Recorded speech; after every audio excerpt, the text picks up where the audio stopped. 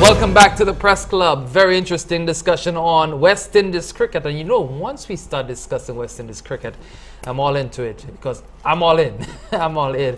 It doesn't matter how badly our guys are doing at whatever point, but you know, it's a passion, you know, for most of us on the island, and we support our team and we cuss them and we kick and fight when we think they could be doing better. So you know, cricket would bring out all these emotions in us.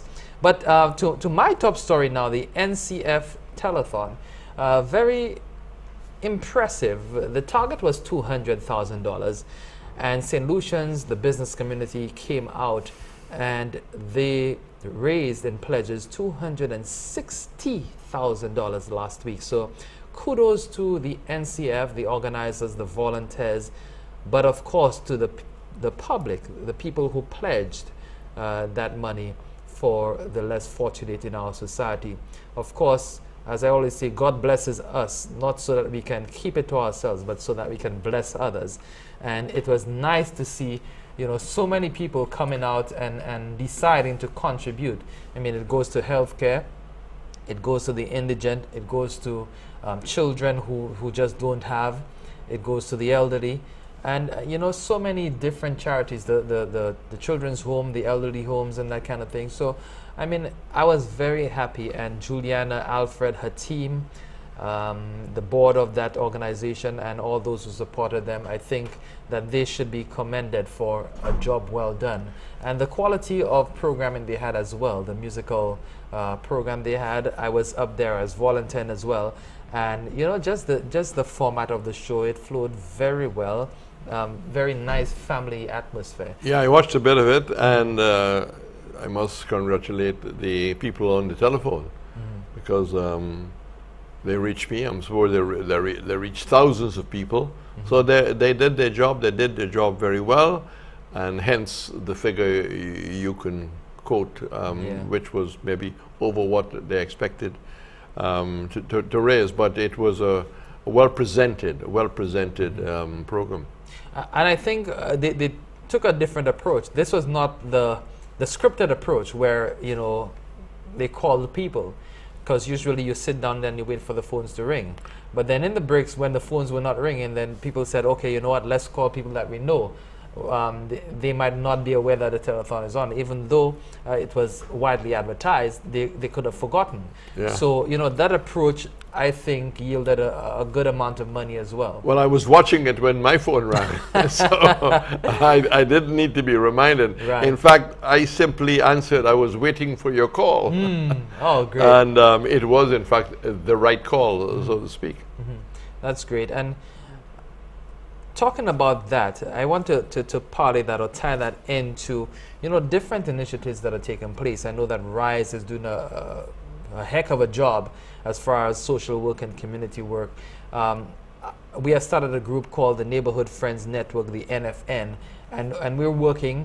We had a meeting on Thursday afternoon at the Commissioner's office, and what we have decided to do is to reach out to the other groups that have programs to see what they're doing, so that there is not that duplicity that we have seen in the past. So we're talking about the RISE, probably your group, we're talking about the NCF, social transformation, even the Ministry of Education, because the children that we are trying to reach, they are children who are in school.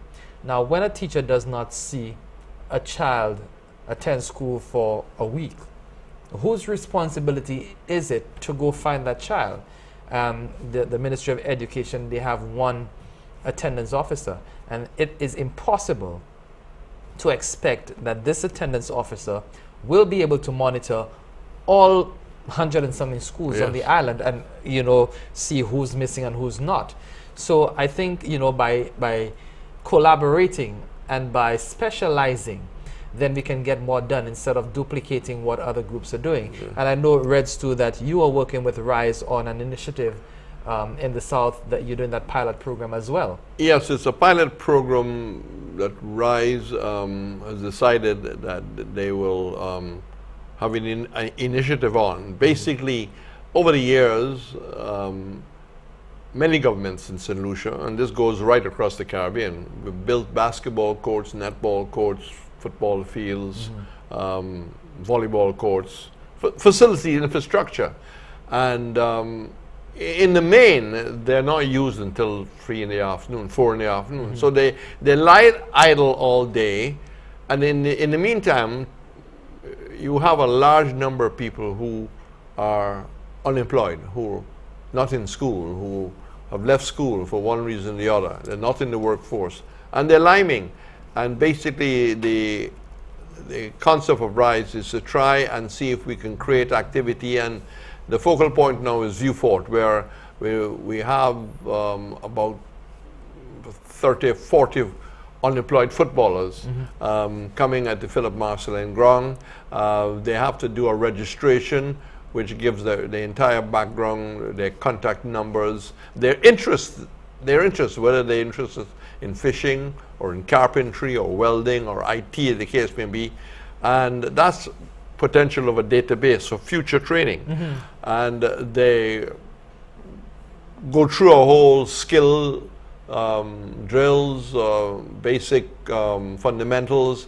They end up playing a game. In the last game, I think the Dr. King squad beat the Red Spirit team 3-1. I wasn't very happy with that. I could imagine. I have to talk to the selectors. And at the end of it, we provide a snack. I wouldn't say lunch. Now, that has been expanded to boxing. There's now a small boxing club at the Philip Marcelin ground. Ray John, a boxing coach, a solution who actually lived in England and has come back. He's got the skills. He lives in View Fort. He's made his home there. He's the coach.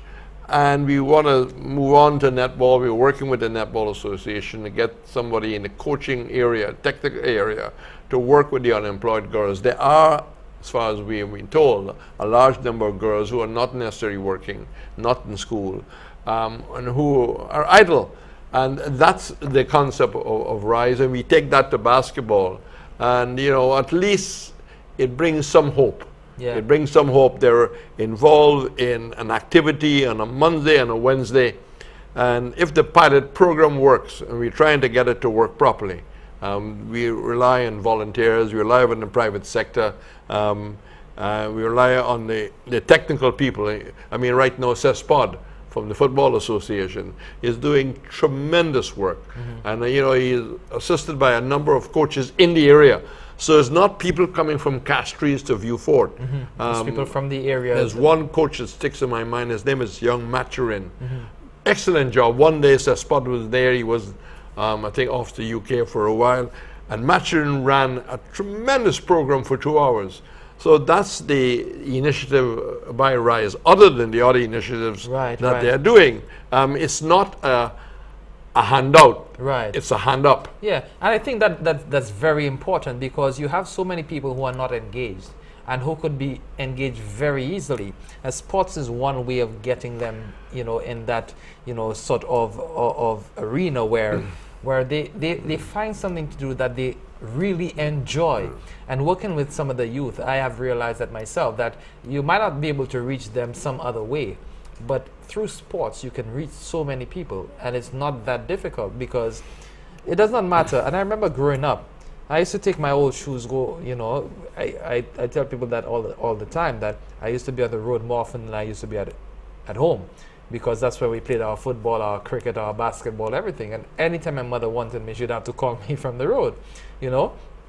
This is something that we gravitated to naturally, and we enjoyed it. It does not matter. We didn't need all the gear. We didn't need all the colorful, bright uniforms. That would be nice, you know, to have. But then just to be engaged and to be involved in something that is productive or helpful to your well-being, you know, than to be involved in some despicable acts and stuff, and get involved in trouble, get involved with the law, and then you have this long rap sheet before you're even 20 years old.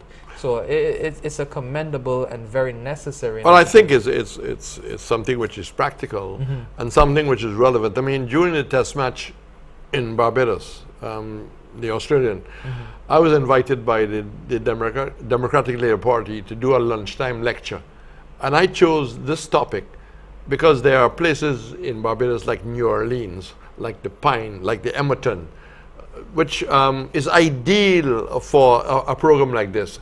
And many of the community leaders, you know, was willing to invite me to come back. He said, no, it must go through your Minister of Youth and Sport. I can't come here and deal with you unless the authorities, you know, are willing to embrace it. Right. You know, I can't, but, you know, it's relevant from Jamaica.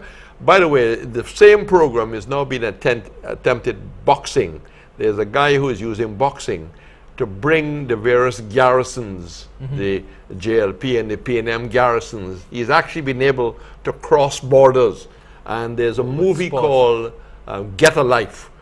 And I think if you speak slowly, it's Ghetto Life, right? And we've been encouraged by the Caribbean Development Bank, encouraging words that, you know, we've got maybe something that can help in certain areas.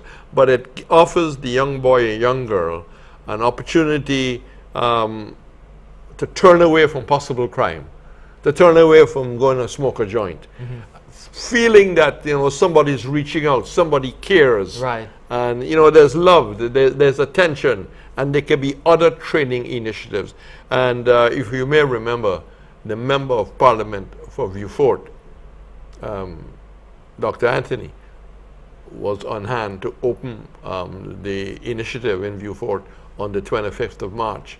So it's ongoing, and we're expanding into basketball, expanding into netball, we hope very soon, so we can really start to see our numbers grow. We're trying to offer T-shirts.